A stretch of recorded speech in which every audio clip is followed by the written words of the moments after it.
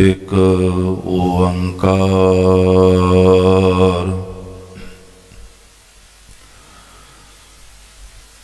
ਸਤਿਨਾਮ ਕਰਤਾ ਪੁਰਖ ਨਿਰਭਉ ਨਿਰਵੈਰ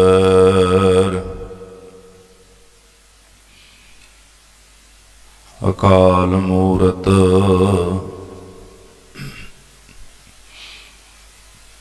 ਅਜੂਨੀ ਸੈਭੰ ਗੁਰ ਪ੍ਰਸਾਦ ਜਪ।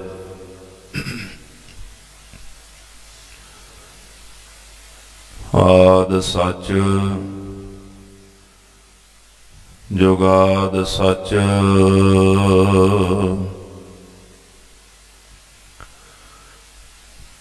ਹੈ ਭੀ ਸੱਚ। ਨਾਨਕ ਹੋਸੀ ਭੀ ਸੱਚ।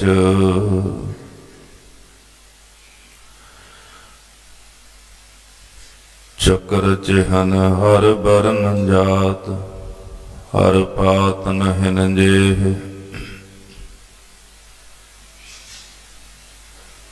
ਰੂਪ ਰੰਗ ਹਰ ਰੇਖ ਭੇਖ ਕੋ ਕਹਿ ਨਾ ਸਕਤ ਕੇ। ਅਚਲ ਮੂਰਤ ਅਨਭਉ ਪ੍ਰਕਾਸ਼ ਹਮੇ ਤੋਜ ਕਹੀਜੈ।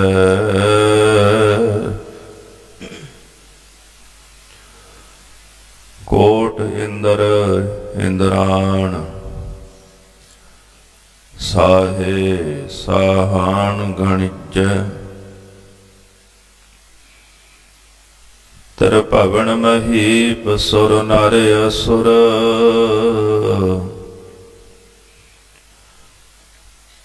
ਨੇਤ ਨੇਤ ਬਨ ਤ੍ਰਣ ਕਹਿਤ। ਤੈ ਸਰਬ ਨਾਮ ਕਥੈ ਕਵਨ ਕਰਮ ਨਾਮ ਬਰਨਤ ਸੁਮਤ।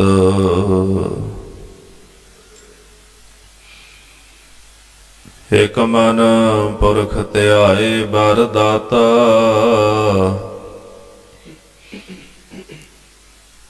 ਸੰਤ ਸਹਾਰ ਸਦਾ ਵਿਖਿਆਤਾ। ਤਾਸ ਚਰਨ ਲੈ ਹਿਰਦੈ ਬਸਾਵੋ ਤੋ ਪਰਮ ਗੁਰੂ ਨਾਨਕ ਗੁਣ ਗਾਵੋ। ਗਾਵੋ ਗੁਣ ਪਰਮ ਗੁਰੂ ਸੁਖ ਸਾਗਰ ਦੁਰਤ ਨਿਵਾਰਣ ਸ਼ਬਦ ਸਰੇ।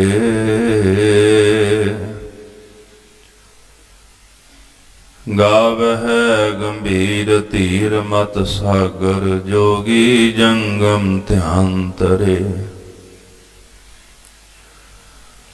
ਗਾਵਹਿ ਇੰਦਰਾਦ ਭਗਤ ਪ੍ਰਹਿਲਾਦਕ ਆਤਮ ਰਸ ਜਿਨ ਜਾਣਿਓ।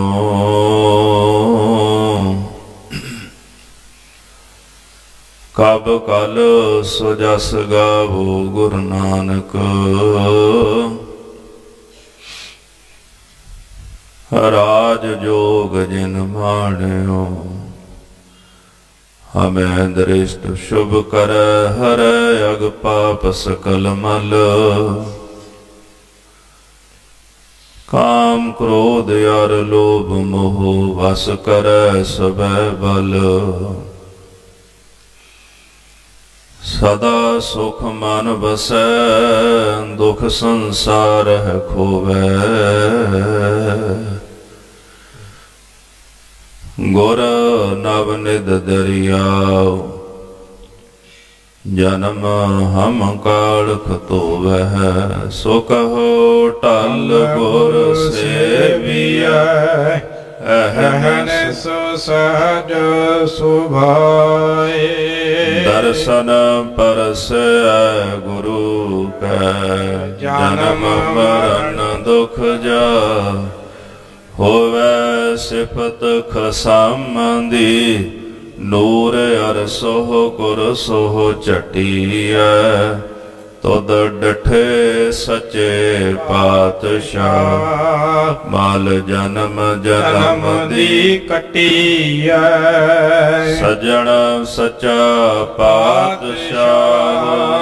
ਸਿਰ ਸ਼ਾਹਾਂ ਦਾ ਸ਼ਾਹੋ ਜਿਸ ਪਾਸ ਬਹਿਠਿਆ ਸੋਹੀਐ ਸਭਨਾ ਦਾ ਵੇਸਾਹੋ।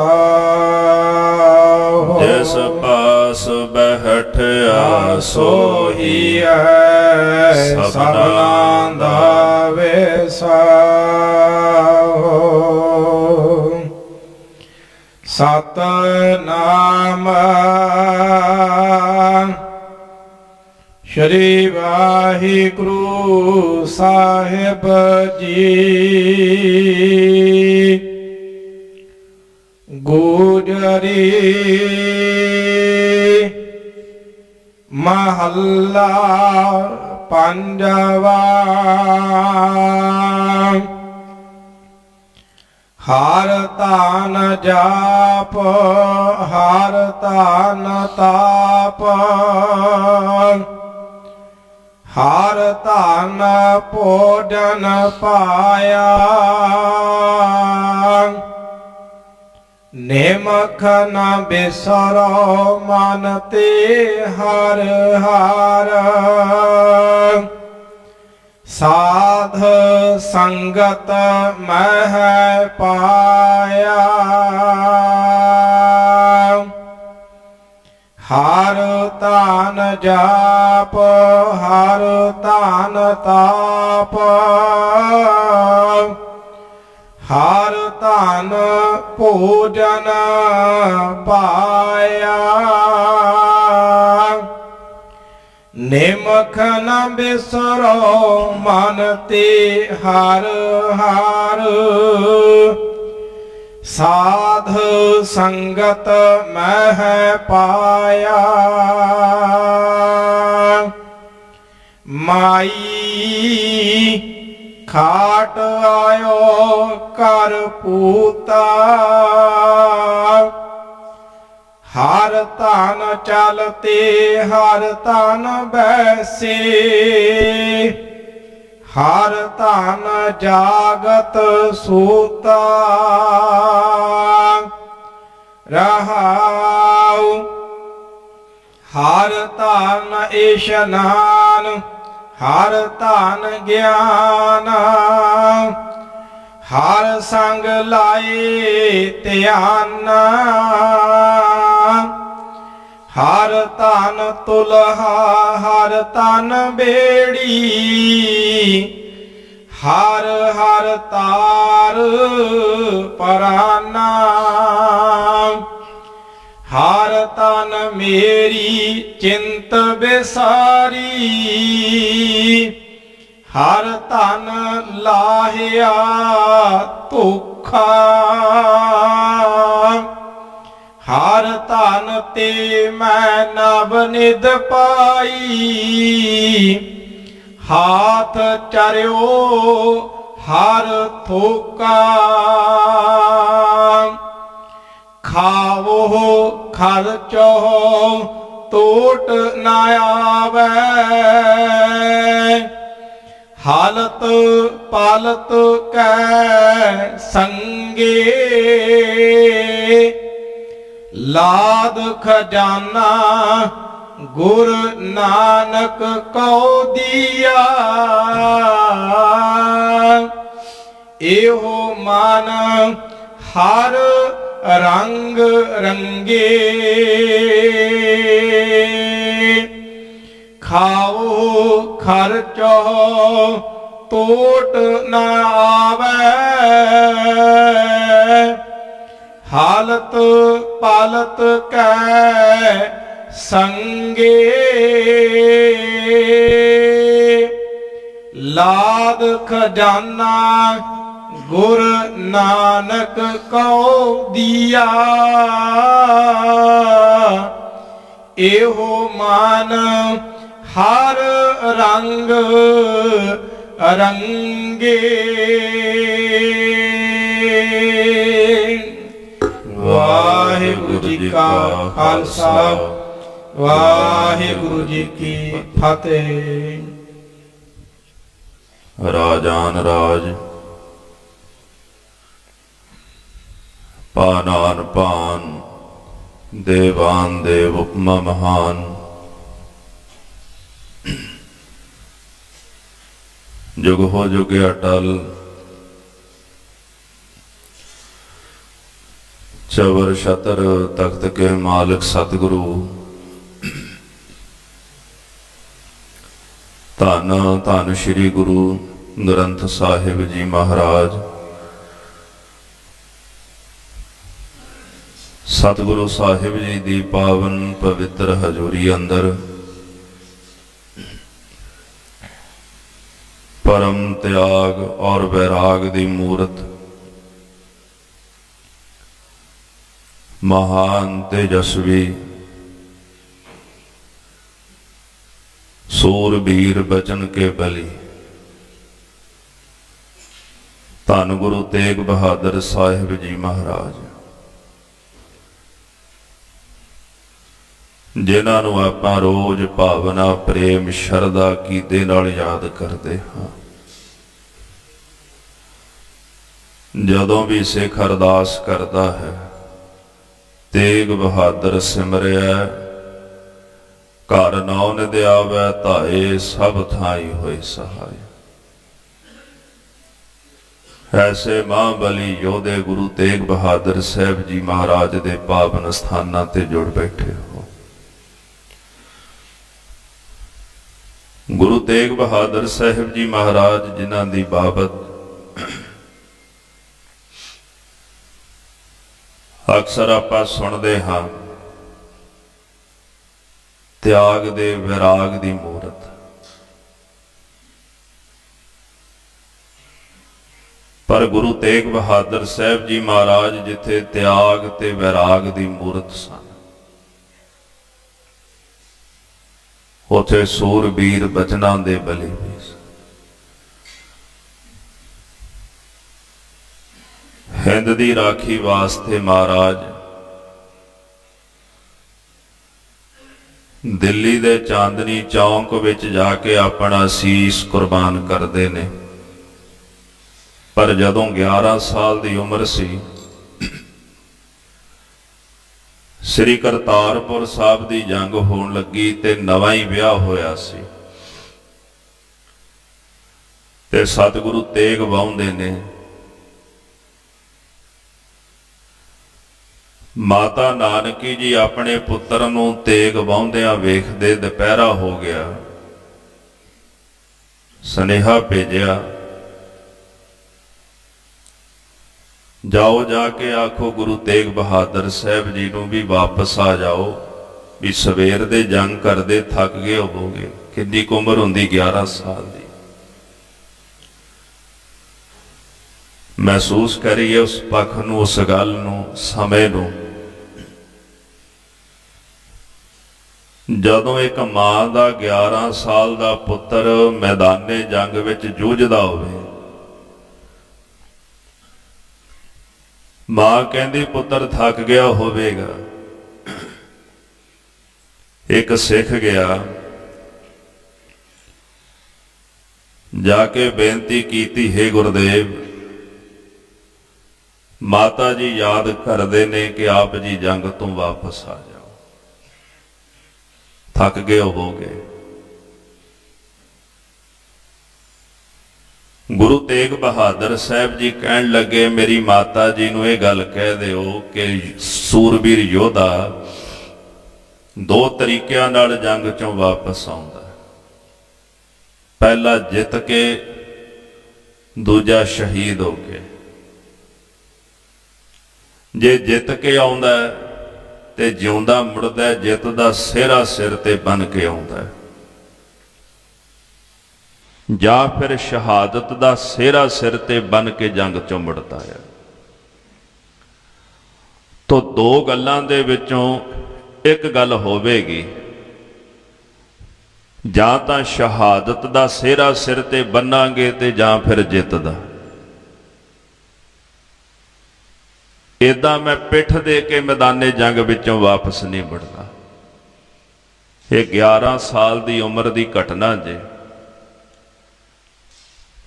ਗੁਰੂ ਤੇਗ ਬਹਾਦਰ ਸਾਹਿਬ ਜੀ ਮਹਾਰਾਜ ਇਹੋ ਜੀ ਤੇਗ ਵਾਹੁੰਦੇ ਨੇ, ਜਿਨ੍ਹਾਂ ਦੀ ਵਹਿੰਦੀ ਤੇਗ ਨੂੰ ਵੇਖ ਕੇ ਮਹਾਂਬਲੀ ਯੋਧੇ, ਦੀਨ ਦੁਨੀਆ ਦੇ ਪਾਤਸ਼ਾਹ ਅਡੋਲ ਸਤਿਗੁਰੂ ਗੁਰੂ ਹਰਗੋਬਿੰਦ ਸਾਹਿਬ ਵੀ ਆਸ਼ੀਸ਼ ਕਰ ਉੱਠੇ। ਨਾਮ ਰੱਖਿਆ ਤੇਗ ਬਹਾਦਰ।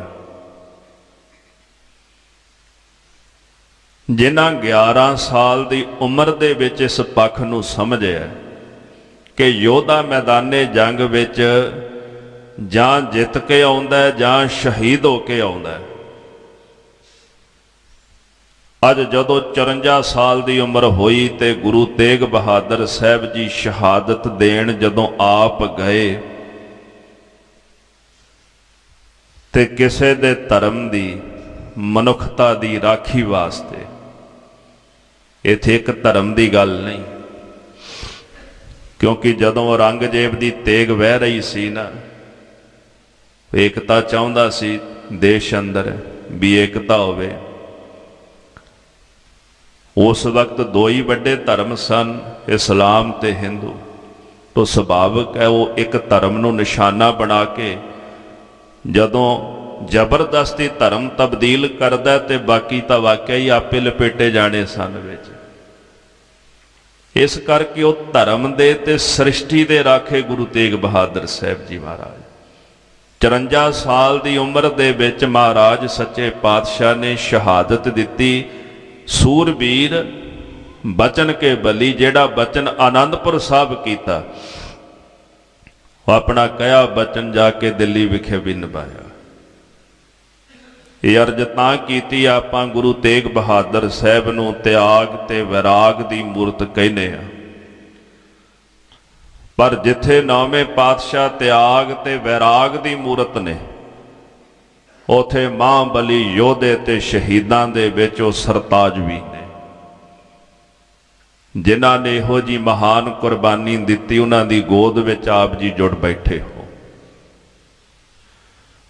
ਸਤਿਗੁਰਾਂ ਨੇ ਰਹਿਮਤ ਕਰਕੇ ਅੰਮ੍ਰਿਤ ਵੇਲੇ ਸ੍ਰੀ ਮੁਖਵਾਕ ਦੀ ਦਾਤ ਬਖਸ਼ਿਸ਼ ਕੀਤੀ ਹੈ। ਆਓ ਆਪਣੀਆਂ ਸੁਰਤੀਆਂ ਬਿਰਤੀਆਂ ਸਤਿਗੁਰਾਂ ਦੇ ਚਰਨਾਂ ਪਾਸ ਜੋੜ ਕਰ ਪ੍ਰੇਮ ਦੇ ਨਾਲ ਸਤਿਗੁਰਾਂ ਦੀ ਪਾਵਨ ਬਾਣੀ ਦਾ ਉਪਦੇਸ਼ ਸਰਵਣ ਕਰੀਏ। ਸੁਨ ਉਪਦੇਸ਼ ਹਿਰਦੈ ਬਸਾਵਹੁ, ਮਨ ਇਛੇ ਨਾਨਕ ਫਲ ਪਾਵਹੁ। ਉਪਦੇਸ਼ ਜਿਹੜਾ ਆਪਾਂ ਸੁਣਦੇ ਹਾਂ ਉਹ ਹਿਰਦੇ ਵਿੱਚ ਵਸਾਉਣ ਵਾਸਤੇ ਹੁੰਦਾ ਹੈ। ਤੋ ਜਿਤਨੀ ਦੇਰ ਤੱਕ ਸੁਣੀ ਹੋਈ ਗੱਲ ਹਿਰਦੇ ਦੇ ਘਰ ਦੇ ਵਿੱਚ ਪ੍ਰਵੇਸ਼ ਨਹੀਂ ਕਰਦੀ, ਹਿਰਦੇ ਦੇ ਘਰ ਵਿੱਚ ਨਹੀਂ ਬੈਠਦੀ, ਤੋ ਸੁਣੀ ਹੋਈ ਗੱਲ ਅਜੇ ਪੂਰੀ ਨਹੀਂ ਹੋਈ। ਸੁਣਿਆ ਬਚਨ ਪੂਰਾ ਉਦੋਂ ਹੀ ਹੁੰਦਾ ਜਦੋਂ ਸਿੱਖ ਹਿਰਦੇ ਵਿੱਚ ਵਸਾ ਲੈਂਦਾ, ਉਸ ਦੇ ਮੁਤਾਬਕ ਆਪਣਾ ਜੀਵਨ ਢਾਲ ਲੈਂਦਾ। ਤੇ ਸਤਿਗੁਰੂ ਕਹਿੰਦੇ ਮਨ ਇੱਛੇ ਨਾਨਕ ਫਲ ਪਾਵੋ। ਜਦੋਂ ਆਪਣਾ ਜੀਵਨ ਗੁਰੂ ਦੇ ਬਚਨਾਂ ਅਨੁਸਾਰ ਢਾਲ ਲਓਗੇ ਤੇ ਫਿਰ ਜੋ ਚਾਹੋਗੇ ਮਿਲ ਜਾਏਗਾ। ਇੱਕ ਸਨਾਤਨ ਮਤ ਦਾ ਵਿਦਵਾਨ ਬੜਾ ਸੋਹਣਾ ਬਚਨ ਕਹਿ ਰਿਹਾ ਸੀ। ਉਹ ਵਿਆਖਿਆ ਕਰਦਾ ਸੀ, ਜੋ ਮੰਗ ਹੈ ਠਾਕੁਰ ਆਪਣੇ ਤੇ ਸੋਈ ਸੋਈ ਦੇਵੈ। ਬੜੇ ਸੁੰਦਰ ਉਹਨੇ ਬੋਲ ਲਿਖੇ ਇਸ ਸੰਬੰਧ ਅੰਦਰ ਕਿ ਜਦੋਂ ਸੇਵਕ ਆਪਣੇ ਮਾਲਕ ਦੇ ਕੋਲੋਂ ਮੰਗਦਾ ਹੈ ਤੇ ਸੋਈ ਸੋਈ ਦੇਵੈ। ਸੋਈ ਦਾ ਭਾਵ ਵੀ ਜੋ ਉਹ ਮੰਗਦਾ ਹੈ, ਮਾਲਕ ਆਪਣੇ ਸੇਵਕ ਦੀ ਝੋਲੀ ਵਿੱਚ ਉਹੀ ਕੁਝ ਪਾਈ ਜਾਂਦਾ। ਜੋ ਚਾਹੁੰਦਾ ਉਹਨੂੰ ਮਿਲ ਹੀ ਜਾਂਦਾ ਹੈ। ਉਹਦੇ ਦਰ ਤੋਂ ਖਾਲੀ ਨਹੀਂ ਮੁੜਦਾ। ਤੋ ਤੋ ਜਗਤ ਦੇ ਅੰਦਰ ਗਿਲਾ ਕਰਨ ਵਾਲੇ ਵੀ ਬੜੇ ਹੋਵਣਗੇ ਵੀ ਸਾਨੂੰ ਇਹ ਕੁਝ ਨਹੀਂ ਮਿਲਿਆ। ਫਿਰ ਸੁਰਤ ਇੱਥੇ ਆ ਕੇ ਖੜਦੀ ਹੈ ਵੀ ਉਹਦਾ ਕਾਰਨ ਇਹ ਹੈ ਕਿ ਜਦੋਂ ਦਾਤੇ ਦੀ ਗੱਲ ਅਸੀਂ ਨਹੀਂ ਮੰਨਦੇ, ਜੋ ਦੇਣ ਵਾਲਾ ਦਾਤਾ ਹੈ, ਜਦੋਂ ਉਹਦੀ ਕਈ ਗੱਲ ਅਸੀਂ ਨਹੀਂ ਮੰਨਦੇ ਤੇ ਹੋ ਸਕਦਾ ਹੈ ਕਿ ਸਾਡਾ ਜੇ ਭਾਂਡਾ ਨਾ ਬਣਿਆ ਹੋਵੇ ਤੇ ਦੇਣ ਵਾਲਾ ਦਾਤਾ ਉਸ ਭਾਂਡੇ ਵਿੱਚ ਚੀਜ਼ ਪਾਉਣ ਤੋਂ ਸੰਕੋਚ ਵੀ ਕਰਦਾ ਹੋਵੇ। ਮੈਂ ਇਹ ਨਹੀਂ ਕਹਿਣਾ ਚਾਹੁੰਦਾ ਵੀ ਮਿਲਦਾ ਨਹੀਂ ਜਾਂ ਦਾਤਾ ਦਿੰਦਾ ਨਹੀਂ। ਫਰਕ ਇੰਨਾ ਕਹਿ ਕਿ ਜਦੋਂ ਸੇਵਕ ਮੰਗਦਾ ਤੇ ਸੋਈ ਸੋਈ ਦੇਵੇ, ਉਹ ਸਭ ਕੁਝ ਹੀ ਦੇ ਰਿਹਾ ਹੈ, ਸੇਵਕ ਖਾਲੀ ਨਹੀਂ ਮੁੜ ਰਿਹਾ।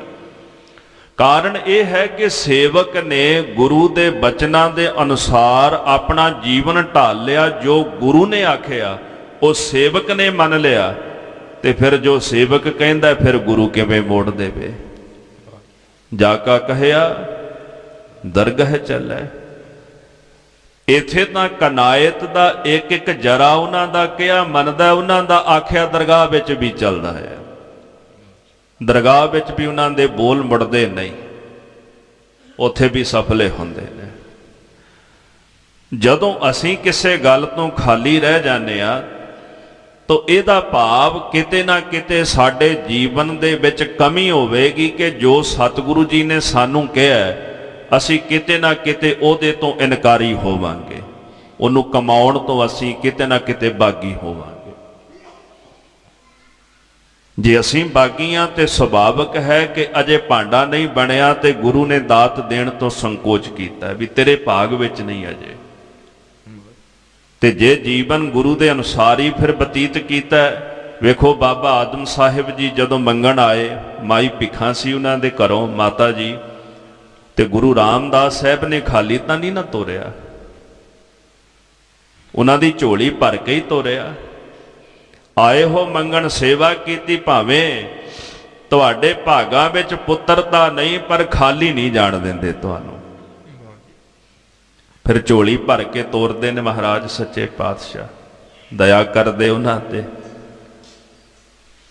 ਤੋ ਜਦੋਂ ਸੇਵਕ ਸੁਣ ਉਪਦੇਸ਼, ਗੁਰੂ ਦਾ ਉਪਦੇਸ਼ ਸੁਣ ਕੇ ਹਿਰਦੈ ਵਸਾਵੋ, ਉਹਨੂੰ ਹਿਰਦੇ ਵਿੱਚ ਵਸਾ ਲੈਂਦਾ ਹੈ। ਮਨ ਇੱਛੇ ਨਾਨਕ ਫਲ ਪਾਵੋ। ਗੁਰੂ ਅਰਜਨ ਦੇਵ ਸਾਹਿਬ ਜੀ ਕਹਿੰਦੇ ਫਿਰ ਮਨ ਇੱਛਤ ਫਲਾਂ ਦੀ ਪ੍ਰਾਪਤੀ ਹੋ ਜਾਂਦੀ ਹੈ। ਜੋ ਮੰਗਹਿ ਠਾਕੁਰ ਆਪਣੇ ਤੇ ਸੋਈ ਸੋਈ ਦੇਵੈ।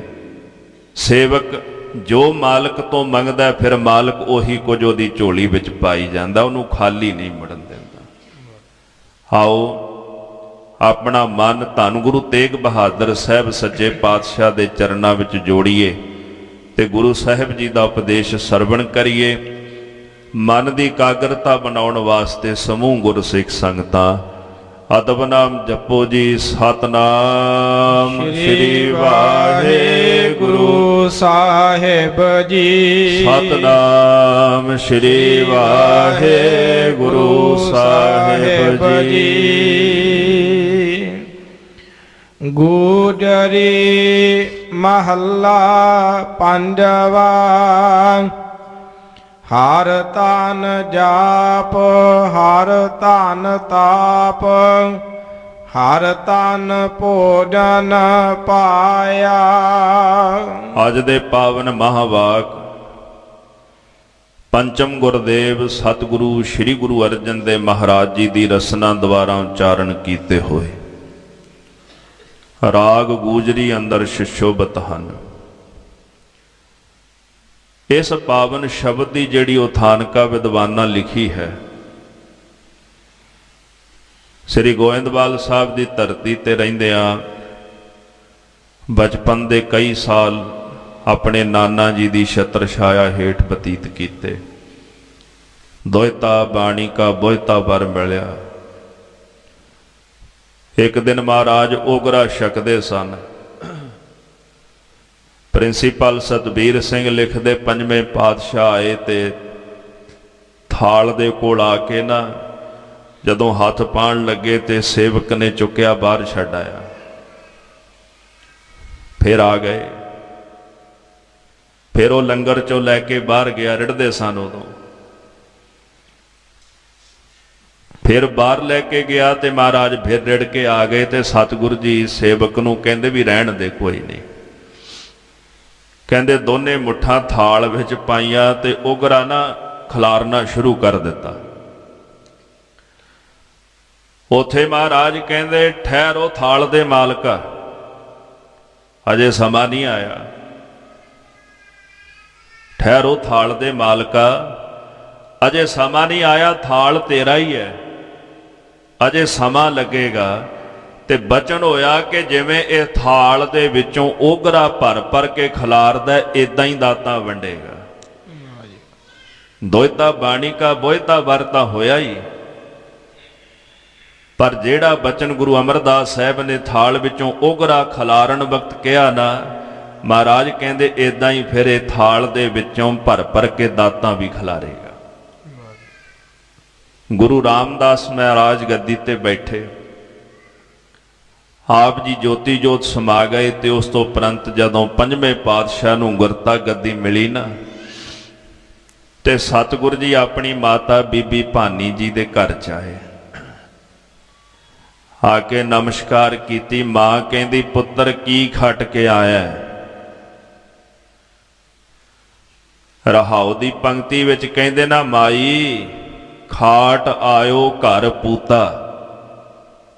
ਹੇ ਮਾਤਾ, ਤੇਰਾ ਪੁੱਤਰ ਅੱਜ ਬਹੁਤ ਵੱਡਾ ਧਨ ਖੱਟ ਕੇ ਘਰ ਦੇ ਵਿੱਚ ਆਇਆ। ਬੀਬੀ ਭਾਨੀ ਜੀ ਅਕਸਰ ਕਹਿੰਦੇ ਸਨ, ਪੁੱਤਰ ਮੈਨੂੰ ਤੇਰੇ ਤੇ ਹੀ ਭਰੋਸਾ ਹੈ ਵੀ ਤੂੰ ਹੀ ਲਾਜ ਰੱਖੇਂਗਾ। ਪ੍ਰਿਥੀ ਚੰਦ ਹੰਕਾਰੀ ਹੈ, ਬਾਬਾ ਮਾਨਦੇਵ ਉਹਨੂੰ ਸੰਸਾਰ ਦਾ ਮੋਹ ਨਹੀਂ, ਪਰ ਮੈਨੂੰ ਤੇਰੇ ਤੇ ਭਰੋਸਾ ਹੈ ਕਿ ਤੂੰ ਲਾਜ ਰੱਖੇਂਗਾ। ਤੇ ਗੁਰਤਾ ਗੱਦੀ ਤੇ ਬਿਰਾਜਮਾਨ ਹੋਣ ਤੋਂ ਬਾਅਦ ਸਤਿਗੁਰੂ ਕਹਿੰਦੇ ਮਾਂ ਮੈਂ ਇੱਕ ਮਹਾਨ ਧਨ ਖੱਟ ਕੇ ਆਇਆ। ਤੇ ਉਹਦੀ ਵਿਆਖਿਆ ਮਹਾਰਾਜ ਨੇ ਇਸ ਸਾਰੇ ਸ਼ਬਦ ਵਿੱਚ ਕੀਤੀ ਹੈ। ਸਾਡੇ ਜੀਵਨ ਵਿੱਚ ਸਭ ਤੋਂ ਜ਼ਰੂਰੀ ਚੀਜ਼ ਧਨ ਹੈ। ਧਨ ਤੋਂ ਬਿਨਾਂ ਕਿਸੇ ਦਾ ਵੀ ਗੁਜ਼ਾਰਾ ਨਹੀਂ ਚੱਲਦਾ। ਰਾਜਨੀਤਿਕ, ਸਮਾਜਿਕ, ਆਰਥਿਕ ਦੁਨੀਆ, ਧਾਰਮਿਕ ਦੁਨੀਆ ਸਭ ਮਾਇਆ ਦੇ ਪਿੱਛੇ ਹੀ ਨੇ। ਜਿੱਥੇ ਦੁਨਿਆਵੀ ਧਨ ਸਾਡੇ ਜੀਵਨ ਦੀ ਲੋੜ ਹੈ, ਉੱਥੇ ਇੱਕ ਅਸਲ ਧਨ ਪਰਮੇਸ਼ਰ ਦਾ ਨਾਮ ਹੈ ਜੋ ਸਾਡੇ ਮਨ ਦੀ ਵੀ ਲੋੜ ਹੈ। ਪਰ ਸੰਸਾਰ ਦੇ ਪਦਾਰਥ ਜਿਹੜੇ ਦ੍ਰਿਸ਼ਮਾਨ ਪਦਾਰਥ ਨੇ, ਉਹਨਾਂ ਪਦਾਰਥਾਂ ਦਾ ਪ੍ਰਭਾਵ ਮਨ ਦੇ ਉੱਪਰ ਇਤਨਾ ਕੁ ਜ਼ਿਆਦਾ ਹੈ ਕਿ ਮਨੁੱਖ ਅੰਦਰ ਦਾ ਧਨ ਵਿਹਾਜਣ ਤੋਂ ਖਾਲੀ ਰਹਿ ਗਿਆ। ਜਿਸ ਨੂੰ ਮਹਾਰਾਜ ਨੇ ਆਖਿਆ ਸੀ, ਕਰੋ ਬੇਨੰਤੀ ਸੁਣੋ ਮੇਰੇ ਮੀਤਾ, ਸੰਤ ਟਹਿਲ ਕੀ ਬੇਲਾ, ਈਹਾ ਖਾਟ ਚਲੋ ਹਰ ਲਾਹਾ, ਆਗੈ ਬਸਨ ਸੁਹੇਲਾ। ਇਹ ਕਿਹਾ ਸੀ ਨਾ, ਜਾ ਕੋ ਆਏ ਸੋਈ ਬਿਹਾਜੋ। ਜਿਸ ਨੂੰ ਕਮਾਉਣ ਵਾਸਤੇ, ਖੱਟਣ ਵਾਸਤੇ ਆਇਓ, ਉਹਦੀ ਕਮਾਈ ਕਰੋ। ਪਰ ਦ੍ਰਿਸ਼ਮਾਨ ਪਸਾਰਾ ਮਨ ਦੇ ਉੱਪਰ ਇਤਨਾ ਜ਼ਿਆਦਾ ਪ੍ਰਭਾਵਸ਼ਾਲੀ ਹੋ ਗਿਆ ਕਿ ਨਾਮ ਰੂਪੀ ਧਨ ਤਾਂ ਖੱਟਣਾ ਭੁੱਲ ਹੀ ਗਿਆ। ਅਸੀਂ ਦੁਨਿਆਵੀ ਧਨ ਖੱਟਦੇ ਹਾਂ। ਧੰਨ ਗੁਰੂ ਅਰਜਨ ਦੇਵ ਮਹਾਰਾਜ ਨੇ ਇਸ ਸ਼ਬਦ ਦੀ ਇੱਕ ਇੱਕ ਪੰਕਤੀ ਅੰਦਰ ਨਾਮ ਰੂਪੀ ਧਨ ਦੀ ਵਿਆਖਿਆ ਕੀਤੀ ਹੈ। ਹਰ ਧਨ ਜਾਪ, ਜਾਪ ਕਿਹਨੂੰ ਕਹਿੰਦੇ? ਰਸਨਾ ਨਾਲ ਜਪਣਾ, ਬੈਖਰੀ ਬਾਣੀ ਨਾਲ, ਵਾਹਿਗੁਰੂ ਵਾਹਿਗੁਰੂ ਵਾਹਿਗੁਰੂ ਵਾਹਿਗੁਰੂ। ਹਰੀ ਦਾ ਧਨ ਹੀ ਮੇਰਾ ਜਾਪ ਹੈ, ਪਰਮੇਸ਼ਰ ਦਾ ਨਾਮ ਰੂਪੀ ਧਨ ਹੀ ਮੇਰਾ ਜਾਪ ਹੈ। ਹਰ ਧਨ ਤਾਪ, ਪਰਮੇਸ਼ਰ ਦਾ ਨਾਮ ਰੂਪੀ ਧਨ ਹੀ ਮੇਰਾ ਤਪ ਹੈ। ਕਿਸੇ ਸਵਾਲ ਕੀਤਾ ਵੀ ਅਸਲੀ ਤਪ ਕਿਹੜਾ ਹੈ ਸਿੱਖ ਮਤ ਦੇ ਅੰਦਰ? ਇੱਕ ਧੁਨੀ ਤਾਪ ਦਾ, ਯੋਗ ਸਾਧਨਾ ਸਾਧ ਦਾ ਆਪਾਂ ਕਹਿੰਦੇ ਆ ਵੀ ਤਪਸਵੀ ਹੈ। ਪਰ ਸਾਡਾ ਤਪ ਕਿਹੜਾ ਹੈ? ਅਸਲ ਵਿੱਚ ਗੁਰਬਾਣੀ ਪੜ੍ਹਨੀ, ਸੇਵਾ ਕਰਨੀ। ਜੈਸੇ ਬਾਣੀ ਨੇ ਆਖਿਆ, ਗੁਰ ਸੇਵਾ ਤਪਾ ਸਿਰ ਤਪਸਾਰ। ਗੁਰੂ ਦੀ ਸੇਵਾ ਜਿਹੜੀ ਹੈ ਸਾਰੇ ਤਪਾਂ ਵਿੱਚੋਂ ਸ਼੍ਰੋਮਣੀ ਤਪ ਹੈ। ਨਾਮ ਜਪਣਾ, ਸੰਗਤ ਕਰਨੀ, ਇਹ ਤਪ ਹੀ ਹੈ। ਜਿੱਥੇ ਅਸੀਂ ਆਪਣੇ ਮਨ ਦੀ ਸਾਧਨਾ ਕਰਨੀ ਹੈ। ਇੱਕ ਤਪਸਵੀ ਜਿਹੜਾ ਹੈ ਤਪਸਵੀ ਸਾਧਨਾ ਕਰਦਾ ਹੈ, ਆਪਣੇ ਮਨ ਨੂੰ ਸਾਧਦਾ ਹੈ। ਭਾਵੇਂ ਉਹ ਧੂਣੀ ਲਾ ਕੇ ਬੈਠਾ ਹੋਇਆ, ਕੋਈ ਸਰੀਰ ਨੂੰ ਸਾਧ ਰਿਹਾ, ਕੋਈ ਮਨ ਨੂੰ ਸਾਧ ਰਿਹਾ, ਕਠਨ ਤੋਂ ਕਠਨ ਤਪੱਸਿਆ ਕਰ ਰਿਹਾ। ਪਰ ਮਹਾਰਾਜ ਨੇ ਵੀ ਸਾਨੂੰ ਤਪ ਦਿੱਤਾ। ਉਹ ਤਪ ਬਾਣੀ ਦੇ ਰੂਪ ਵਿੱਚ, ਸਤ ਸੰਗਤ ਦੇ ਰੂਪ ਦੇ ਅੰਦਰ, ਕੀਰਤਨ ਦੇ ਰੂਪ ਵਿੱਚ, ਕਥਾ ਦੇ ਰੂਪ ਵਿੱਚ, ਇਹ ਵੀ ਤਪ ਹੈ। ਪਰਮੇਸ਼ਰ ਦਾ ਨਾਮ ਰੂਪੀ ਧਨ ਹੀ ਮੇਰੇ ਲਈ ਤਪ ਹੈ। ਹਰ ਧਨ ਭੋਜਨ ਪਾਇਆ, ਤੇ ਹਰੀ ਦਾ ਨਾਮ ਰੂਪੀ ਭੋਜਨ ਹੀ ਮੈਨੂੰ ਪਾਇਆ, ਭਾਵ ਚੰਗਾ ਲੱਗਿਆ। ਨਾਮ ਦਾ ਭੋਜਨ ਜੈਸੇ ਪੇਟ ਦੀ ਤ੍ਰਿਪਤੀ ਭੋਜਨ ਕਰਕੇ ਹੁੰਦੀ ਹੈ, ਤੈਸੇ ਮਨ ਦੀ ਤ੍ਰਿਪਤੀ ਪਰਮੇਸ਼ਰ ਅਕਾਲ ਪੁਰਖ ਦੇ ਨਾਮ ਕਰਕੇ ਹੁੰਦੀ ਹੈ। ਤ੍ਰਿਪਤ ਭਈ ਸੱਚ ਭੋਜਨ ਖਾਇਆ, ਮਨ ਤਨ ਰਸਨਾ ਨਾਮ ਧਿਆਇਆ। ਜਿਨ੍ਹਾਂ ਨੇ ਨਾਮ ਦਾ ਭੋਜਨ ਛਕ ਲਿਆ, ਉਹ ਅੰਦਰੋਂ ਤ੍ਰਿਪਤ ਹੋ ਜਾਂਦੇ, ਅੰਦਰੋਂ ਰੱਜ ਜਾਂਦੇ ਨੇ, ਉਹਨਾਂ ਨੂੰ ਭੁੱਖ ਕੋਈ ਨਹੀਂ ਰਹਿੰਦੀ। ਜਦੋਂ ਭਾਈ ਪੱਲੇ ਨੂੰ ਛੇਵੇਂ ਪਾਤਸ਼ਾਹ ਮਿਲਦੇ ਨੇ ਨਾ, ਬੜੀ ਦਰਸ਼ਨਾਂ ਦੀ ਪਿਆਸ ਸੀ ਭਾਈ ਪੱਲੇ ਦੇ ਮਨ ਦੇ ਅੰਦਰ, ਤੇ ਰੋਜ਼ ਅਰਦਾਸਾਂ ਵੀ ਕਰਦਾ ਸੀ। ਅੰਮ੍ਰਿਤ ਵੇਲੇ ਕੀਰਤਨ ਕਰਕੇ, ਮਹਾਰਾਜ ਦਰਸ਼ਨ ਦਿਓ। ਮਾਂ ਬਜ਼ੁਰਗ ਸੀ ਮੇਰੀ, ਬਜ਼ੁਰਗ ਮਾਂ ਨਹੀਂ ਆ ਸਕਦੀ। ਤੇ ਸਤਿਗੁਰੂ ਫਿਰ ਉਹਨਾਂ ਦੇ ਨਾਲ ਦੇ ਨਗਰ ਪਹੁੰਚ ਗਏ। ਕਿਸੇ ਸੁਨੇਹਾ ਦਿੱਤਾ ਭਾਈ ਪੱਲੇ ਨੂੰ ਵੀ ਗੁਰੂ ਸਾਹਿਬ ਆਏ। ਭਾਈ ਪੱਲਾ ਜੀ ਦੌੜ ਕੇ ਗਏ ਤੇ ਕਹਿੰਦੇ ਕਿ ਗੁੜ ਦੀ ਭੇਲੀ ਸੀ, ਖੇਤਾਂ 'ਚ ਕੰਮ ਕਰਨ ਗਏ ਸੀ, ਮਾਂ ਨੇ ਉਹੀ ਦਿੱਤੀ ਸੀ। ਤੇ ਸੋਚਿਆ ਜਦੋਂ ਦਰਬਾਰ 'ਚ ਆਏ ਵੀ ਕੋਈ ਸਿੱਖ ਸੋਨਾ, ਕੋਈ ਚਾਂਦੀ, ਕੋਈ ਘੋੜੇ, ਕੋਈ ਸ਼ਸਤਰ, ਕੋਈ ਬਸਤਰ, ਕੋਈ ਮਾਇਆ ਭੇਟ ਕਰ ਰਿਹਾ, ਤੇ ਮਨ ਸੋਚੀ ਪੈ ਗਿਆ, ਮਨਾ ਮੈਂ ਕੀ ਭੇਟ ਕਰਾਂ। ਵੀ ਗੁੜ ਦੀ ਭੇਲੀ ਭੇਟ ਕਰਦਿਆਂ ਚੰਗਾ ਲੱਗਦਾ। ਹੁਣ ਕਦੀ ਅੱਗੇ ਕਦਮ ਵਧਾਉਣ ਤੇ ਗੁੜ ਦੀ ਭੇਲੀ ਪਿੱਛੇ ਕਰ ਲਿਆ ਕਰਨ, ਫਿਰ ਮਨ ਆਖੇ ਮਨਾ ਸਤਿਗੁਰੂ ਦਾ ਪ੍ਰੇਮ ਦੇ ਭੁੱਖੇ ਨੇ, ਫਿਰ ਮਨ ਕਰੇ ਵੀ ਗੁੜ ਦੀ ਭੇਲੀ ਰੱਖਦੇ ਆ। ਗਿਣਤੀਆਂ ਗਿਣਦੇ ਗਿਣਦੇ ਭਾਈ ਪੱਲੇ ਨੇ ਜਾ ਨਮਸਕਾਰ ਕੀਤੀ, ਤੇ ਸਾਹਿਬ ਕਹਿੰਦੇ ਪੱਲਿਆ ਭੇਟਾ ਨਹੀਂ ਲੈ ਕੇ ਆਇਆ, ਜੋ ਲੈ ਕੇ ਆਇਆ ਲਕੋਈ ਕਿਉਂ ਜਾਂਦਾ ਹੈ। ਵੇਖੋ ਜਦੋਂ ਕਿਸੇ ਦੀ ਝੋਲੀ ਭਰਨੀ ਹੋਵੇ ਮਹਾਰਾਜ ਨੇ, ਕਿਤੇ ਤਾਂ ਭਾਵੇਂ ਕੋਈ ਕਰੋੜਾਂ ਅਰਬਾਂ ਰੁਪਈਏ ਵੀ ਭੇਟ ਕਰ ਦਏ ਤੇ ਅੱਖ ਚੁੱਕ ਕੇ ਨਹੀਂ ਦੇਖਦੇ, ਤੇ ਕਿਤੇ ਫਿਰ ਆਪੇ ਹੀ ਮੰਗ ਲੈਂਦੇ ਨੇ। ਭਾਈ ਪੱਲਿਆ ਭੇਟਾ ਨਹੀਂ ਲੈ ਕੇ ਆਇਆ। ਭਾਈ ਪੱਲੇ ਨੇ ਸੰਕੋਚ ਕਰਦਿਆਂ ਗੁੜ ਦੀ ਭੇਲੀ ਮੂਹਰੇ ਕਰ ਦਿੱਤੀ, ਤੇ ਗੁਰੂ ਹਰਗੋਬਿੰਦ ਸਾਹਿਬ ਜੀ ਮਹਾਰਾਜ ਗੁੜ ਛਕਦਿਆਂ ਬੜੇ ਪ੍ਰਸੰਨ ਹੁੰਦੇ।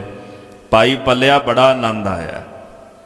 ਭਾਵੇਂ 36 ਪ੍ਰਕਾਰ ਦੇ ਪਕਵਾਨ ਛਕੇ ਨੇ, ਪਰ ਤੇਰੀ ਭੇਟਾ ਵਿੱਚੋਂ ਸਾਨੂੰ ਆਨੰਦ ਬੜਾ ਆਇਆ।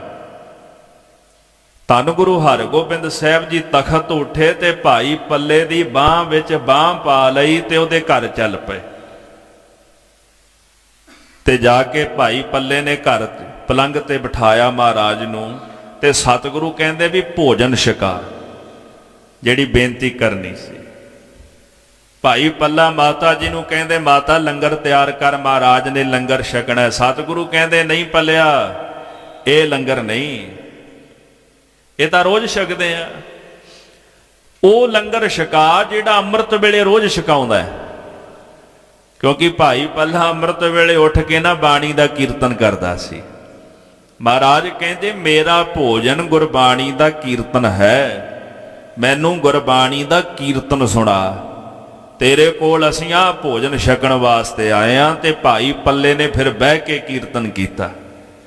ਗੁਰੂ ਹਰਗੋਬਿੰਦ ਸਾਹਿਬ ਨੂੰ ਕੀਰਤਨ ਸਰਵਣ ਕਰਾਇਆ, ਤੇ ਸਤਿਗੁਰੂ ਨੇ ਬਖਸ਼ਿਸ਼ ਕੀਤੀ, ਭਾਈ ਪੱਲਿਆ ਤੇਰਾ ਲੋਕ ਤੇਰਾ ਪਰਲੋਕ ਸੁਹੇਲਾ, ਇੱਥੇ ਵੀ ਸੁਖ ਪਾਏਗਾ ਤੇ ਦਰਗਾਹ ਵਿੱਚ ਵੀ ਸੁਖ ਪਾਏਗਾ।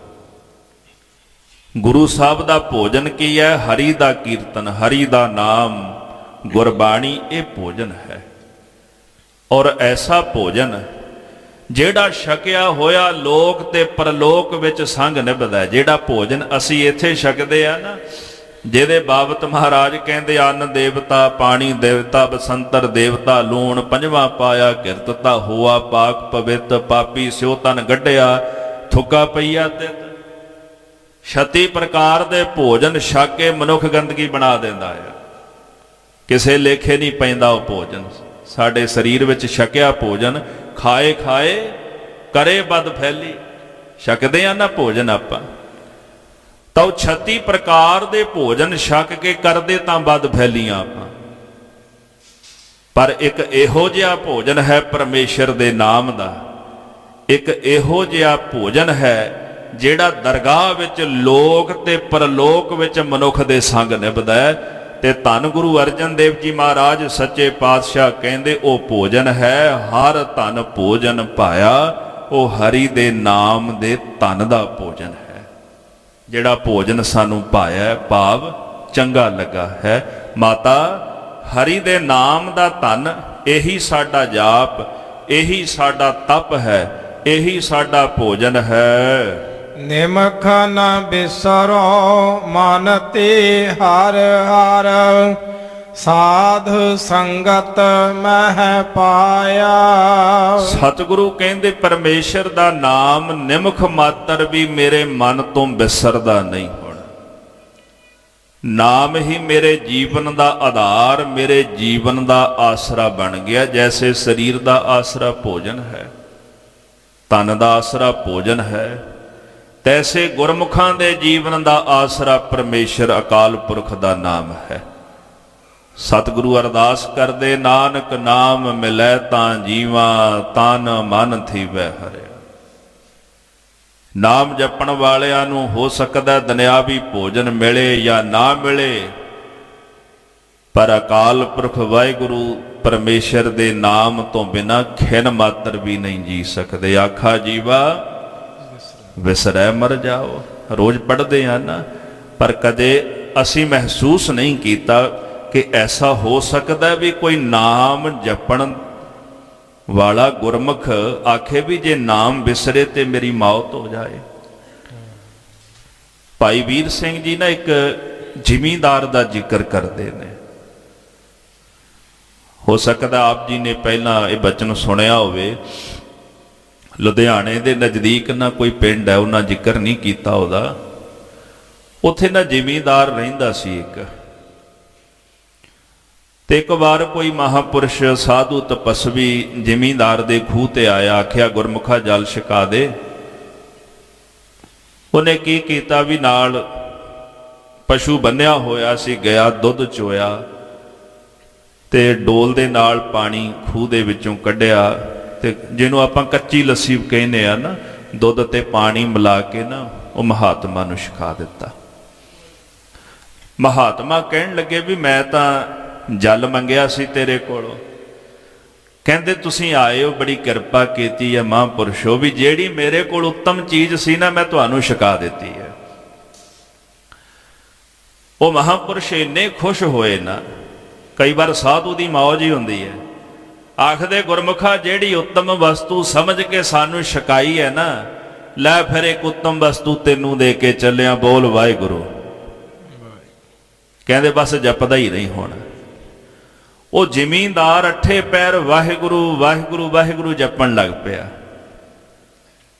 ਇਹੋ ਜੀ ਕਿਰਪਾ ਹੋਈ। ਕਹਿੰਦੇ ਜ਼ਮੀਨ ਥੋੜੀ ਸੀ, ਮੌਜ ਵਿੱਚ ਰਹਿੰਦਾ ਸੀ, ਮਰਜ਼ੀ ਚਾਇਆ ਖੇਤ ਵਾਹ ਦਿੱਤਾ, ਨਾ ਵਾਇਆ, ਪਰ ਫਸਲ ਬੜੀ ਹੋਣ ਲੱਗ ਪਈ, ਝਾੜ ਬੜਾ ਨਿਕਲਦਾ।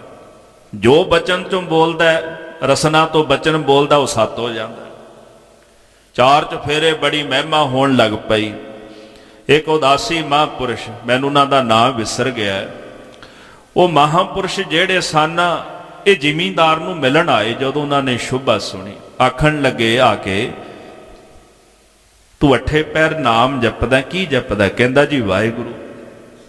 ਕਹਿੰਦੇ ਕਿਵੇਂ ਜਪਦਾ? ਕਹਿੰਦੇ ਕੋਈ ਸਾਧੂ ਮਹਾਤਮਾ ਆਇਆ ਸੀ, ਉਹਨਾਂ ਕਿਹਾ ਵੀ ਵਾਹਿਗੁਰੂ ਜਪਿਆ ਕਰ। ਕਹਿੰਦੇ ਪਤਾ ਵੀ ਕੀ ਹੈ? ਕਹਿੰਦੇ ਆਪਾਂ ਨੂੰ ਨਹੀਂ ਪਤਾ ਕੀ ਹੈ, ਆਪਾਂ ਨੂੰ ਨਹੀਂ ਪਤਾ ਇਹ ਕੀ ਹੈ। ਕਹਿੰਦੇ ਜੇ ਪਤਾ ਹੀ ਨਹੀਂ ਤੇ ਫਿਰ ਛੱਡ ਦੇ। ਕਹਿੰਦਾ ਬਸ ਆਹੀ ਤਾਂ ਦਿੱਕਤ ਹੈ, ਛੱਡਿਆ ਨਹੀਂ ਜਾਂਦਾ। ਜਦੋਂ ਮੈਂ ਛੱਡਣ ਦਾ ਯਤਨ ਕਰਦਾ, ਮੈਨੂੰ ਇਉਂ ਲੱਗਦਾ ਜਿਵੇਂ ਮੇਰੇ ਪ੍ਰਾਣ ਹੀ ਨਿਕਲ ਚੱਲੇ ਨੇ, ਮੈਨੂੰ ਲੱਗਦਾ ਜਿਵੇਂ ਮੈਂ ਸਰੀਰ ਹੀ ਛੱਡ ਜਾਣਾ। ਕਹਿੰਦਾ ਛੱਡਿਆ ਨਹੀਂ ਜਾਂਦਾ। ਉਹਨਾਂ ਦਾ ਸੀਸ ਝੁਕ ਗਿਆ। ਇਹੋ ਜਿਹੇ ਮਹਾਂਪੁਰਸ਼ ਸਨ ਜਿਨ੍ਹਾਂ ਨੂੰ ਨਾਭੇ ਦੇ ਰਾਜੇ ਨੇ ਆਖਿਆ ਤੁਸੀਂ ਮੈਨੂੰ ਮਿਲਣ ਵਾਸਤੇ ਆਓ।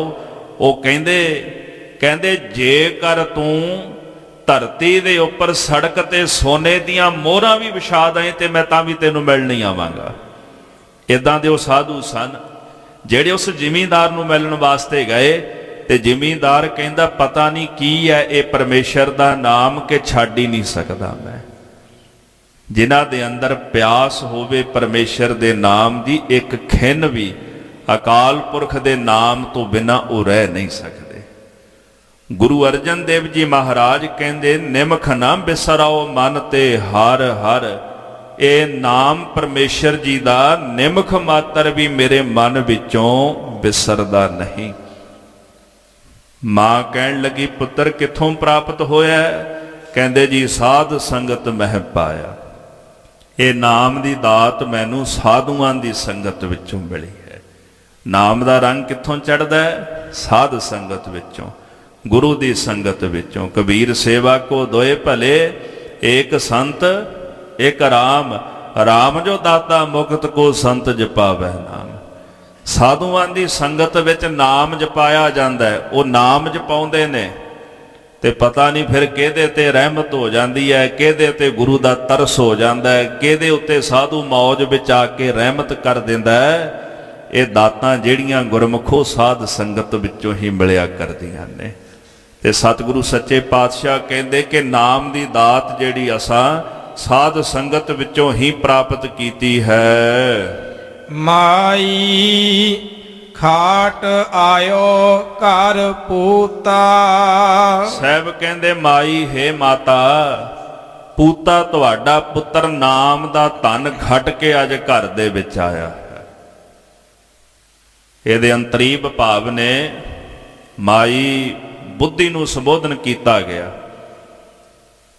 ਹੇ ਮੇਰੀ ਸ੍ਰੇਸ਼ਟ ਬੁੱਧੀ, ਇਹ ਜਿਹੜਾ ਮਨ ਰੂਪੀ ਪੂਤਾ ਕਹੀਏ ਪਵਿੱਤਰ ਜਿਹੜਾ ਮਨ ਹੈ, ਪੂਤਾ ਦਾ ਅਰਥ ਪੁੱਤਰ ਵੀ ਹੈ, ਪੂਤਾ ਦਾ ਅਰਥ ਪਵਿੱਤਰ ਵੀ ਹੈ।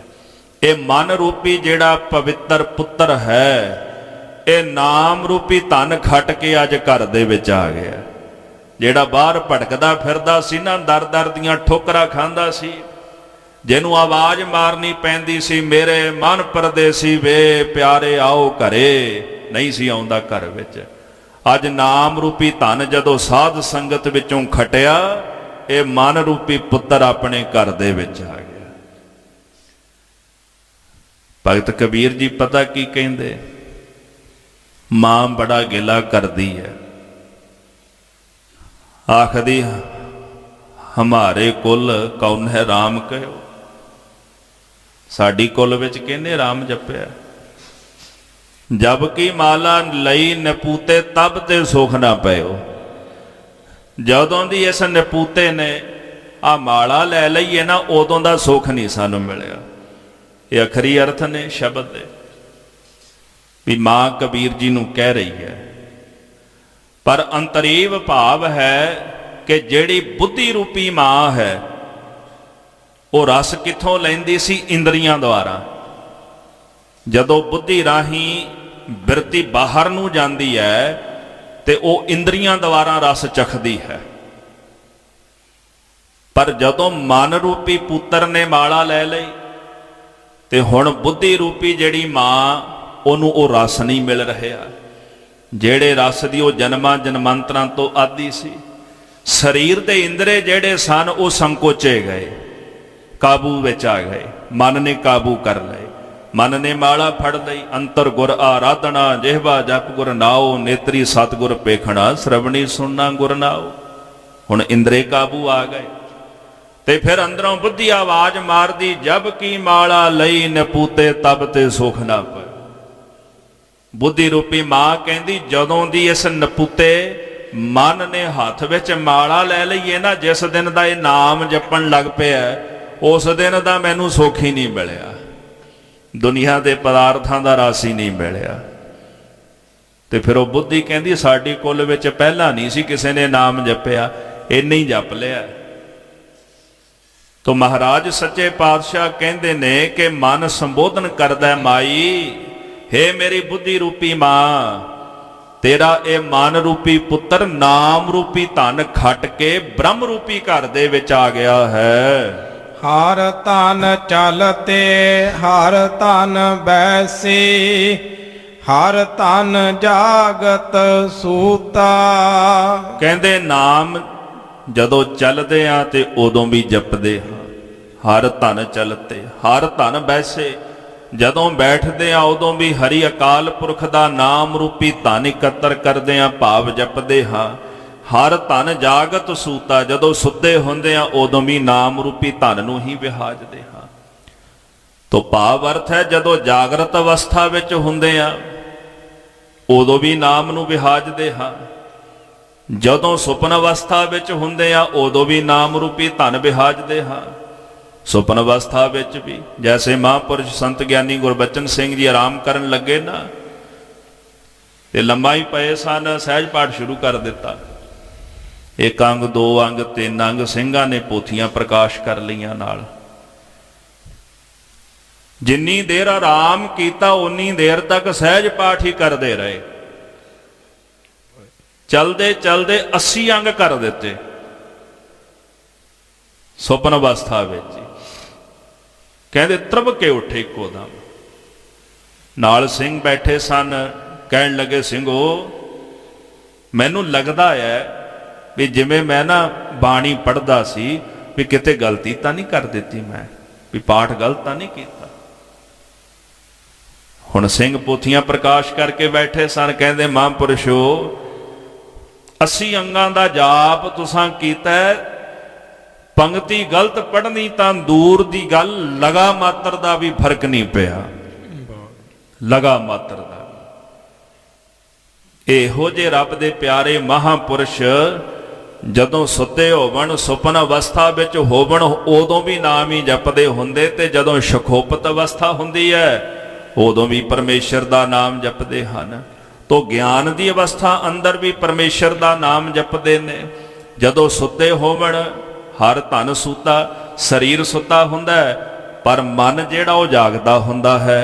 ਸੁੱਤਾ ਹੋਇਆ ਇਹ ਸਰੀਰ ਵੀ ਅੱਠੇ ਪਹਿਰ ਜਾਗਦੇ ਹੋਏ ਮਨ ਦੁਆਰਾ ਹਰੀ ਦੇ ਨਾਮ ਧਨ ਨੂੰ ਵਿਹਾਜਦਾ ਹੈ।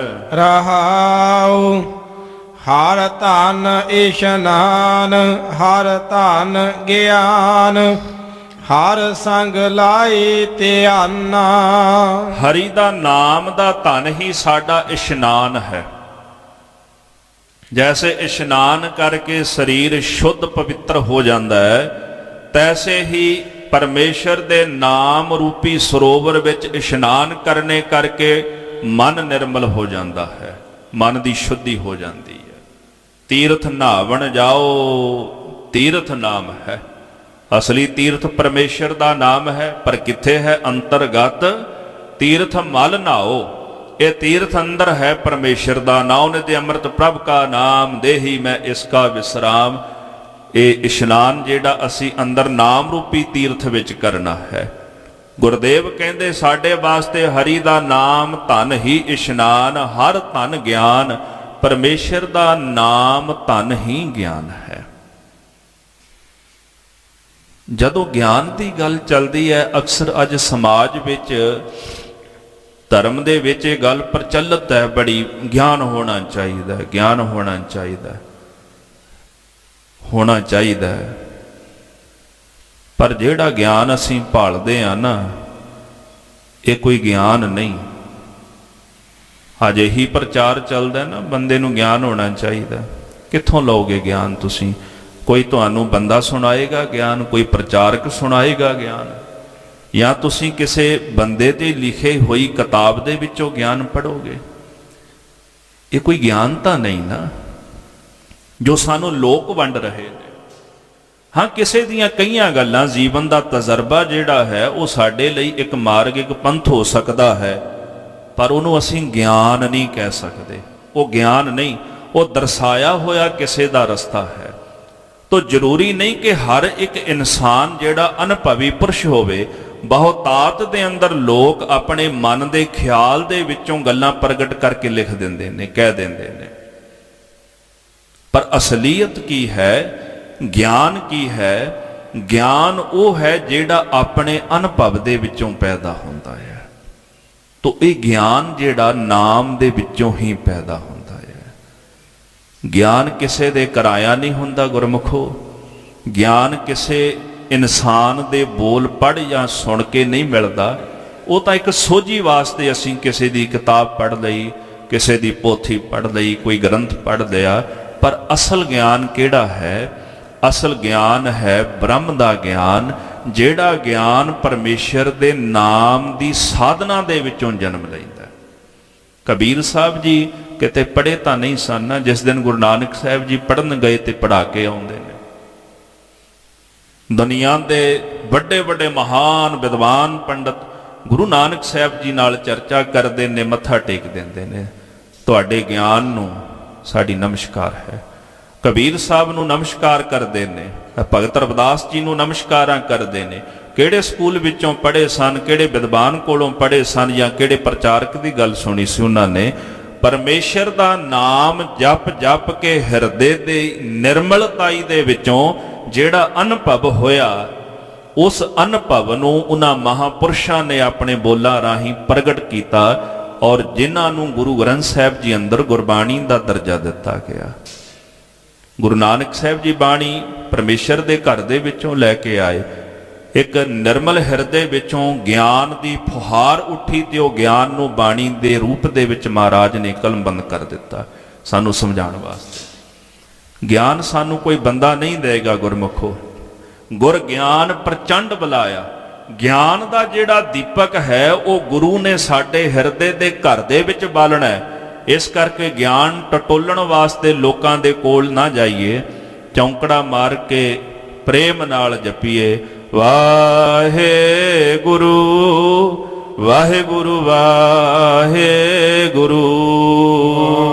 ਵਾਹਿਗੁਰੂ ਵਾਹਿਗੁਰੂ ਵਾਹਿਗੁਰੂ ਵਾਹਿਗੁਰੂ ਵਾਹਿਗੁਰੂ ਵਾਹਿਗੁਰੂ ਵਾਹਿਗੁਰੂ ਵਾਹਿਗੁਰੂ ਵਾਹਿਗੁਰੂ। ਇਹ ਸਾਧਨ ਹੈ ਗਿਆਨ ਦੀ ਪ੍ਰਾਪਤੀ ਦਾ। ਜਿਹਨੇ ਸਾਡੇ ਹਿਰਦੇ ਵਿੱਚ ਗਿਆਨ ਨੂੰ ਜਨਮ ਦੇਣਾ ਹੈ ਤੇ ਉਹ ਗਿਆਨ ਅਨੁਭਵੀ ਗਿਆਨ ਹੈ। ਜਿਵੇਂ ਮਸ਼ਕੀਨ ਜੀ ਕਹਿੰਦੇ ਸਨ, ਸੂਰਜ ਚੜ੍ਹਿਆ ਤੇ ਕਿਰਨਾਂ ਆ ਗਈਆਂ, ਜੇ ਕਿਰਨਾਂ ਆਈਆਂ ਤੇ ਭਾਵ ਸੂਰਜ ਚੜ੍ਹ ਗਿਆ। ਹੁਣ ਇਹਦਾ ਭਾਵ ਅਰਥ ਇਹ ਹੈ, ਕਹਿੰਦੇ ਪਰਮਾਤਮਾ ਆ ਗਿਆ ਤੇ ਸਮਝੋ ਉਹਦਾ ਗਿਆਨ ਵੀ ਨਾਲੇ ਆ ਗਿਆ, ਤੇ ਜੇ ਗਿਆਨ ਆ ਗਿਆ ਤੇ ਸਮਝੋ ਫਿਰ ਪਰਮਾਤਮਾ ਵੀ ਆ ਗਿਆ।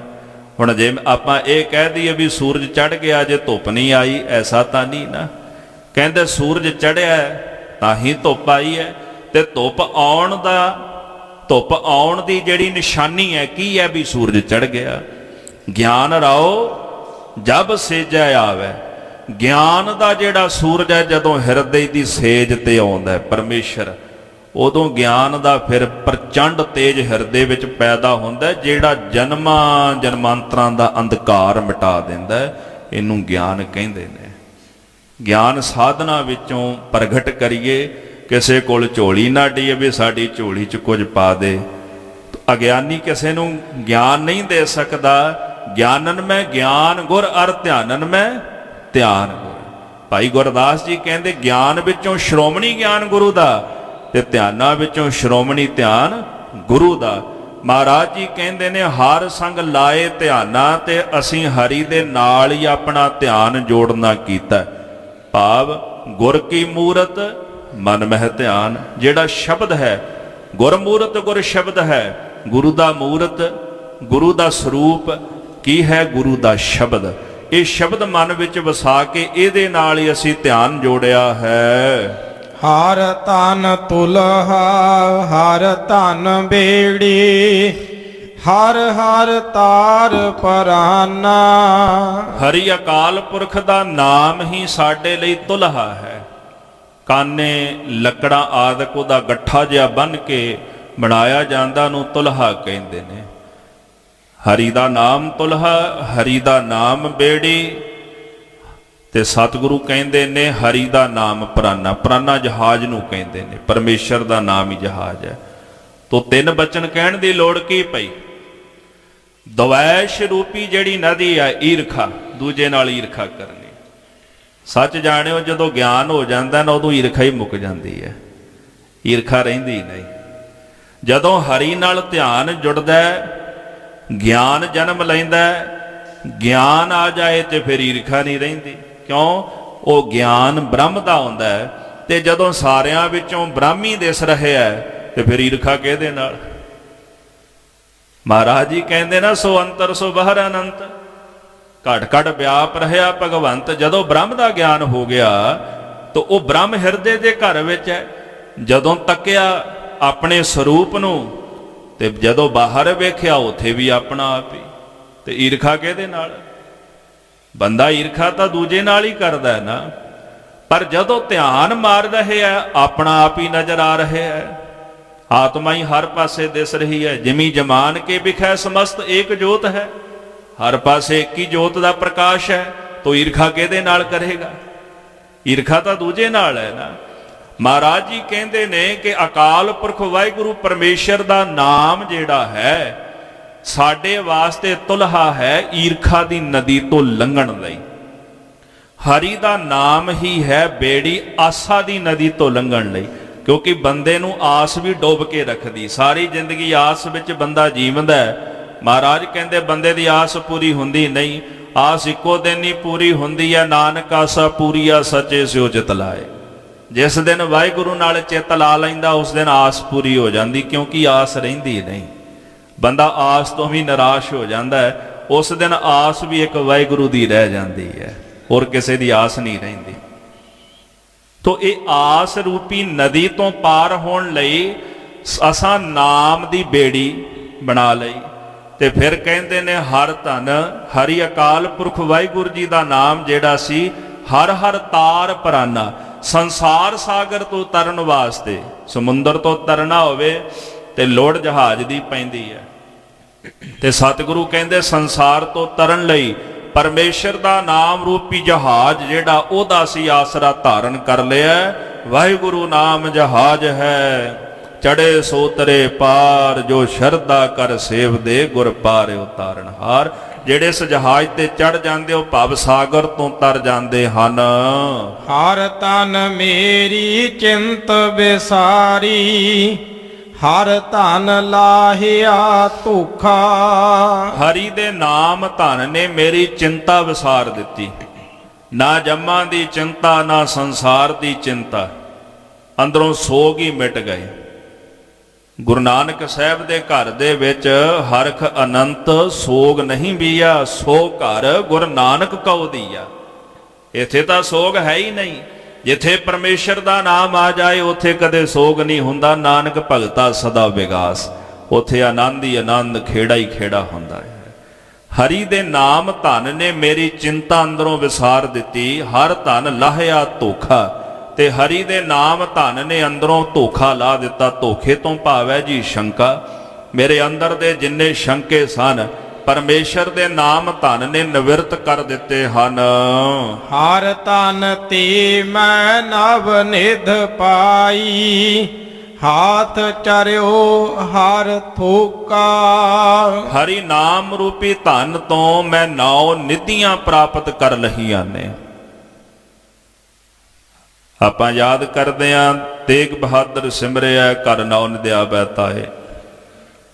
ਨੌਵੇਂ ਪਾਤਸ਼ਾਹ ਜੀ ਨੂੰ ਯਾਦ ਕਰਦੇ ਆਂ 9 ਨਿਧੀਆਂ ਘਰ ਵਿੱਚ। ਧਾਏ ਦਾ ਭਾਵ ਹੁੰਦਾ ਵੀ ਦੌੜ ਕੇ ਆਉਂਦੀਆਂ ਨੇ ਜਦੋਂ ਯਾਦ ਕਰਦੇ ਆਂ। ਪਰ 9 ਨਿਧੀਆਂ ਠੀਕ ਹੈ, ਜਿੱਥੇ ਦੁਨਿਆਵੀ ਤੌਰ ਤੇ ਇਹਨਾਂ ਦੀ ਗਿਣਤੀ ਕੀਤੀ ਜਾਂਦੀ, ਰਿੱਧੀਆਂ ਸਿੱਧੀਆਂ 9 ਨਿਧੀਆਂ ਆਦਿਕ, ਪਰ ਗੁਰੂ ਸਾਹਿਬ ਨੇ ਤਾਂ ਕਹਿ ਦਿੱਤਾ ਵੀ 9 ਨਿਧੀ ਅੰਮ੍ਰਿਤ ਪ੍ਰਭ ਕਾ ਨਾਮ। ਅਸਲੀ 9 ਨਿਧੀਆਂ ਦਾ ਖਜ਼ਾਨਾ ਤਾਂ ਵਾਹਿਗੁਰੂ ਦਾ ਨਾਮ ਹੈ, ਅਕਾਲ ਪੁਰਖ ਦਾ ਨਾਮ ਹੈ। ਜਿੱਥੇ ਨਾਮ ਆ ਜਾਏ ਉੱਥੇ ਆਪੇ ਸਾਰਾ ਕੁਝ ਆ ਜਾਂਦਾ ਹੈ। ਦੋਨੇ ਭਾਵ ਸਮਝਿਓ। ਇਹ ਨਹੀਂ ਵੀ ਇਹ ਪੰਕਤੀ ਦਾ ਅਰਥ ਵੀ ਘਰ 9 ਨਿਧੀ ਆਵੈ ਧਾਏ, ਵੀ ਦੁਨਿਆਵੀ ਪੱਖ ਤੋਂ ਜੇ ਗੱਲ ਕਰੀਏ ਵੀ ਦੁਨਿਆਵੀ ਰਿੱਧੀਆਂ ਸਿੱਧੀਆਂ ਨਹੀਂ ਆਉਂਦੀਆਂ, ਉਹ ਤਾਂ ਆਉਂਦੀਆਂ ਹੀ ਨੇ। ਪਰ ਅਸਲੀ ਜਿਹੜਾ ਖਜ਼ਾਨਾ ਨਾਮ ਦਾ ਉਹ ਵੀ ਹਿਰਦੇ ਦੇ ਘਰ ਵਿੱਚ ਆ ਜਾਂਦਾ ਜਦੋਂ 9ਵੇਂ ਪਾਤਸ਼ਾਹ ਨੂੰ ਯਾਦ ਕਰਦੇ ਆ। ਤੇ ਸਤਿਗੁਰੂ ਕਹਿੰਦੇ ਹਰੀ ਦੇ ਨਾਮ ਧਨ ਤੋਂ ਹੀ ਮੈਂ ਨਵ ਨਿਧੀ, 9 ਨਿਧੀਆਂ ਦਾ ਜਿਹੜਾ ਖਜ਼ਾਨਾ ਪਰਮੇਸ਼ਰ ਦਾ ਨਾਮ ਉਹ ਪ੍ਰਾਪਤ ਕਰ ਲਿਆ। ਜਿਹਦੇ ਸਦਕਾ ਹਾਥ ਚਰਿਓ ਹਰ ਥੋਕਾ। ਥੋਕਾ ਦਾ ਭਾਵ ਪਦਾਰਥ, ਹਰੀ ਰੂਪੀ ਜਿਹੜਾ ਪਦਾਰਥ ਮੇਰੇ ਹੱਥੇ ਚੜ ਗਿਆ। ਭਾਵ ਨਾਮ ਦੇ ਸਦਕਾ ਪਰਮੇਸ਼ਰ ਮੇਰੇ ਹਿਰਦੇ ਦੇ ਘਰ ਵਿੱਚ ਆ ਵਸਿਆ। ਤੇ ਜਦੋਂ ਪਦਾਰਥਾਂ ਦਾ ਦਾਤਾ ਹੀ ਹਿਰਦੇ ਦੇ ਘਰ ਵਿੱਚ ਆ ਜਾਏ ਤੇ ਉਦੋਂ ਫਿਰ ਕੋਈ ਪਦਾਰਥ ਮੰਗਣ ਦੀ ਇੱਛਾ ਨਹੀਂ ਰਹਿੰਦੀ, ਫਿਰ ਪਦਾਰਥਾਂ ਦੀ ਇੱਛਾ ਮਨ ਵਿੱਚੋਂ ਖਤਮ ਹੋ ਜਾਂਦੀ ਹੈ। ਖਾਵੋ ਖਰਚੋ ਤੋਟ ਨ ਆਵੈ, ਹਾਲਤ ਪਾਲਤ ਕੈ ਸੰਗੀ। ਸਤਿਗੁਰੂ ਕਹਿੰਦੇ ਨਾਮ ਰੂਪੀ ਧਨ ਨੂੰ ਪਾਓ ਭਾਈ ਆਪ ਖਾਵੋ, ਭਾਵ ਜਪੋ, ਖਰਚੋ, ਫਿਰ ਵੰਡ ਕੇ ਜਪੋ। ਆਪ ਵੀ ਜਪਣਾ, ਸਾਧ ਸੰਗਤ ਵਿੱਚ ਵੀ ਬਹਿ ਕੇ ਪਰਮੇਸ਼ਰ ਦਾ ਨਾਮ ਰੂਪੀ ਧਨ ਜਪਣਾ, ਇਹਦਾ ਭਾਵ ਖਰਚਣਾ।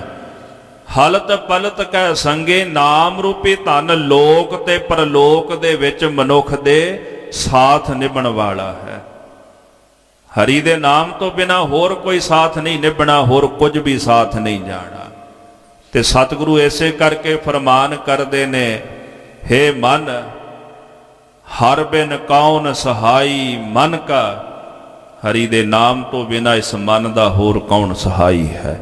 ਪਰਮੇਸ਼ਰ ਦਾ ਨਾਮ ਹੀ ਹੈ ਜਿਨੇ ਲੋਕ ਤੇ ਪਰਲੋਕ ਵਿੱਚ ਸਾਡੇ ਸੰਗ ਸਾਥ ਨਿਭਣਾ ਹੈ। ਲਾਦ ਖਜ਼ਾਨਾ ਗੁਰ ਨਾਨਕ ਕਉ ਦੀਆ, ਇਹੋ ਮਨ ਹਰ ਰੰਗ ਰੰਗੇ। ਸਾਹਿਬ ਜੀ ਕਹਿੰਦੇ ਨਾਮ ਦਾ ਖਜ਼ਾਨਾ ਲੱਦ ਕੇ ਮੇਰੇ ਗੁਰੂ ਨਾਨਕ ਸਾਹਿਬ ਸੱਚੇ ਪਾਤਸ਼ਾਹ ਨੇ ਪਹਿਲਾਂ ਬਖਸ਼ਿਆ ਗੁਰੂ ਅੰਗਦ ਦੇਵ ਸਾਹਿਬ ਨੂੰ।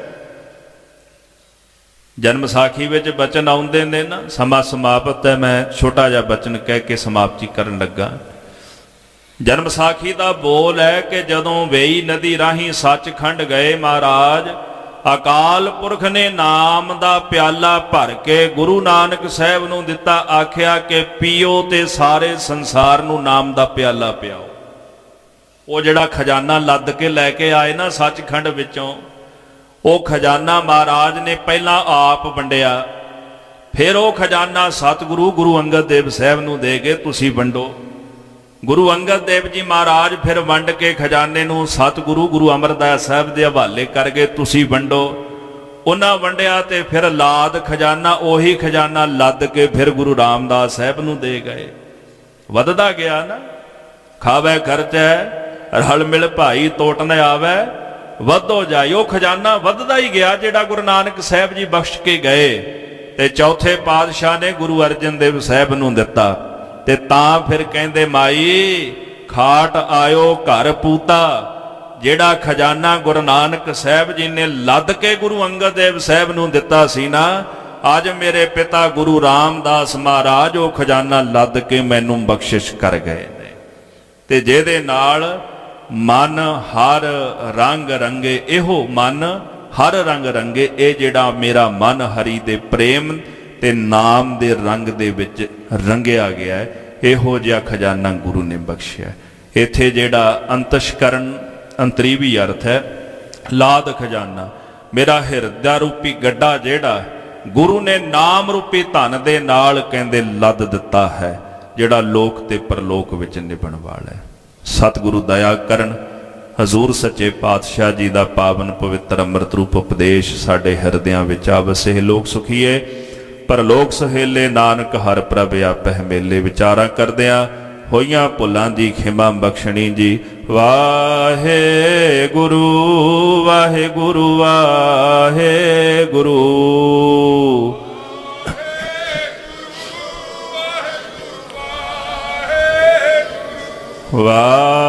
ਵਾਹਿਗੁਰੂ ਵਾਹਿਗੁਰੂ ਵਾਹਿਗੁਰੂ।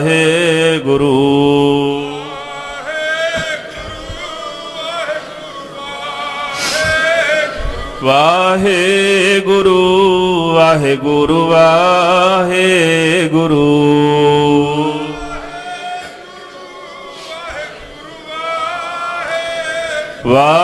ਵਾਹਿਗੁਰੂ ਵਾਹਿਗੁਰੂ ਵਾਹਿਗੁਰੂ।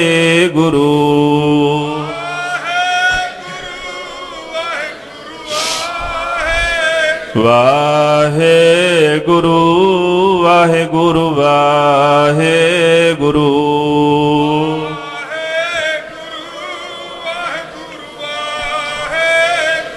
ਵਾਹਿਗੁਰੂ ਜੀ ਕਾ ਖਾਲਸਾ